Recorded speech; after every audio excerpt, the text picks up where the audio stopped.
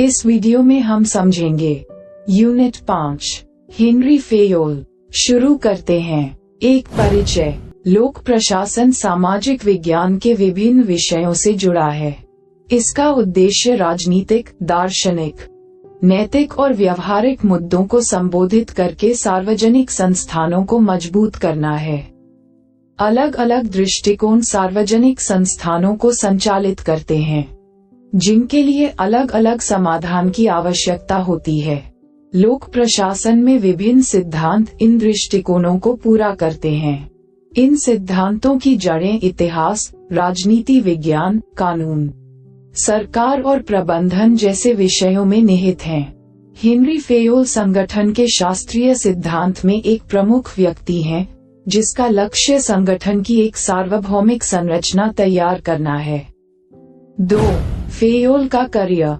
Henry Fayol 1841-1925 एक फ्रांसीसी खनन इंजीनियर थे जो 1918 में प्रबंध निदेशक के पद तक पहुंचे। उन्होंने बेहतर प्रबंधन तरीकों के माध्यम से एक संघर्षरत कंपनी को आर्थिक रूप से सफल कंपनी में बदल दिया। फेयोल की प्रबंधन प्रणाली श्रम विभाजन और संगठनात्मक दक्षता पर केंद्रित थी। उनके विचार आधुनिक व्यवसाय प्रशासन और प्रबंधन का आधार बनते हैं, जिसे फेयलिज्म के नाम से जाना जाता है। उन्होंने सार्वजनिक और निजी दोनों क्षेत्रों पर लागू प्रबंधन सिद्धांतों की सार्वभौमिकता पर जोर दिया। फेयोल एक विपुल लेखक थे, जिन्होंने प्रबंधन पर बड़े पैमाने पर प्रकाशन किया। उनका उल्लेखनीय कार्य सामान्य और औद्योगिक प्रबंधन 1916 था। 3. फेयोल के मौलिक विचार। फेयोल ने प्रशासन के लिए सार्वभौमिक दृष्टिकोण की वकालत करते हुए सार्वजनिक और निजी उद्यमों में प्रबंधन के बीच अंतर को खारिज कर दिया। उन्होंने प्रबंधन के 5 आवश्यक कार्यों की पहचान की: योजना, संगठन, कमान, समन्वय और नियंत्रण, POCCC। फेयोल ने औद्योगिक गतिविधियों के आधार पर प्रबंधकीय कार्यों को 6 समूहों में वर्गीकृत किया: तकनीकी, वाणिज्यिक, वित्तीय, सुरक्षा, लेखांकन और प्रबंधकीय गतिविधियां। प्रबंधकीय गतिविधियों में योजना, संगठन, आदेश, समन्वय और नियंत्रण शामिल है, भले ही उन्हें कौन निष्पादित करता है। फेयोल का लक्ष्य प्रबंधन सिद्धांतों की सार्वभौमिकता पर जोर देते हुए संगठनों की एक विस्तृत श्रृंखला के लिए लागू सैद्धांतिक विश्लेषण विकसित करना था। 4. प्रबंधन का मूल परिसर। योजनाएं अल्पकालिक और दीर्घकालिक कार्यों के लिए दिशा प्रदान करके संगठनात्मक विकास में योगदान करती हैं। प्रभावी योजनाएं यथार्थवादी होती हैं और एकता, निरंतरता, लचीलेपन और सटीकता पर ध्यान केंद्रित करती हैं। आयोजन।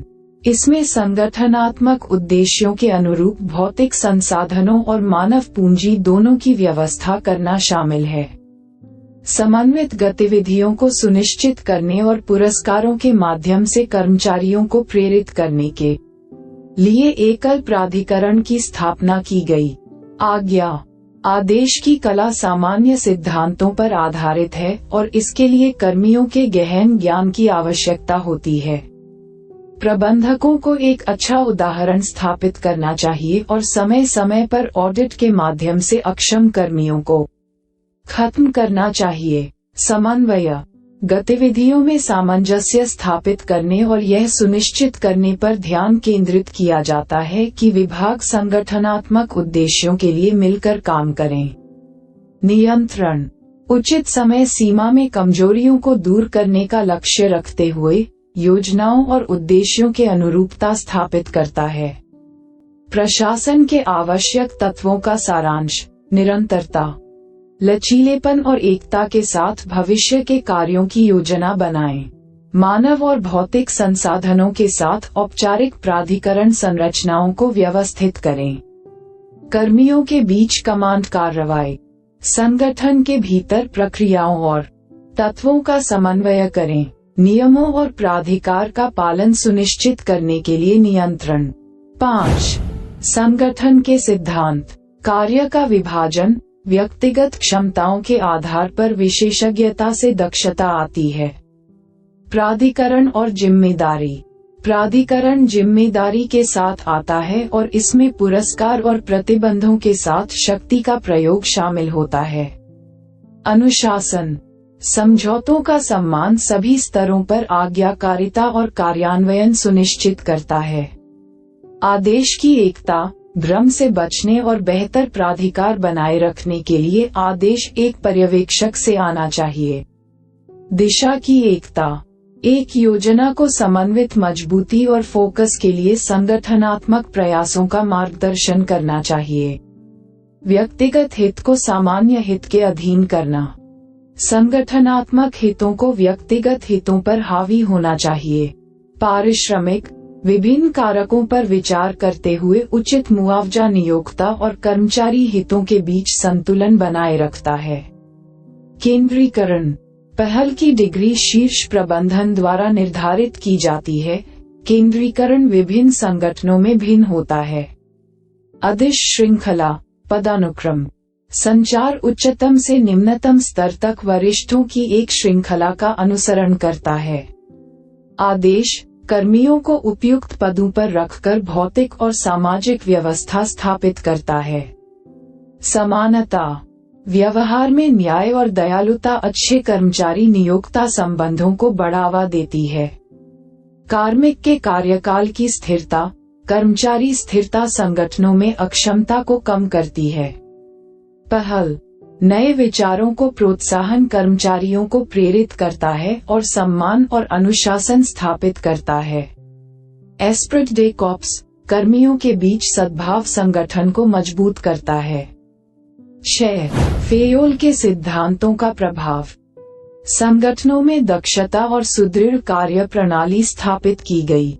संगठनात्मक पदानुक्रम को बनाए रखते हुए अनुशासन और समन्वय को बढ़ावा दिया। कठोर नियमों के बजाय प्रशासन के लिए समर्थक थे। संगठनों के मानवीय पहलू को मजबूत किया गया और दक्षता में सुधार किया गया। संगठनात्मक उद्देश्यों को समन्वयित करने और पूरा करने के उद्देश्य से सिद्धांत। फेयोल का गैंग प्लैंक, आइडिया और टॉप डाउन दृष्टिकोण।